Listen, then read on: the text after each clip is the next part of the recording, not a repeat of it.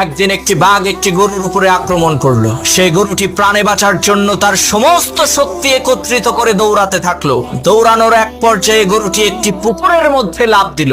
ঘটনাক্রমে সেই পুকুরের মধ্যে কোনো পানি ছিল না, শুধু ছিল কাদা। এদিকে গরুর পেছন পেছন বাঘটিও সেই পুকুরের মধ্যে ঝাঁপ দিল। এতে করে গরু এবং বাঘ দুইজনেই পুকুরের কাদার মধ্যে গলা পর্যন্ত আটকে গেল। তখন বাঘ রাগান্বিত কণ্ঠে গরুকে বলে উঠলো, ওই হারামজাদা, তুই আর লাভ দেওয়ার জায়গা পাইলি না?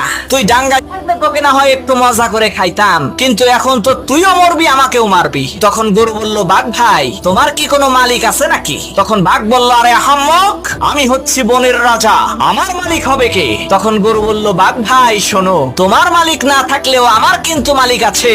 সন্ধ্যাবেলায় আমার মালিক আমাকে এখান থেকে উদ্ধার করে নিয়ে যাবে, আর লোকজন জড়ো করে আনন্দ উল্লাস করতে করতে তোমাকে পিটিয়ে মারবে।